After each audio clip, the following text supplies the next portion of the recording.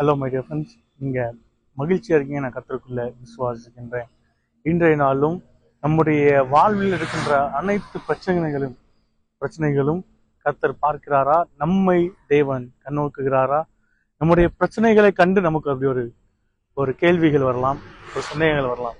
இன்றைக்கு தேவன் நம்முடைய வார்த்தையை நமக்கு ஒரு நினைப்பூட்டுகிறார். என்னன்னா, இஸ் எல்ரோய், நம்மை காண்கிற தேவன். The lord who sees us, he always look up on us. நம்மை நோக்கி பார்க்கிற தேவனாய் இருக்கிறார்.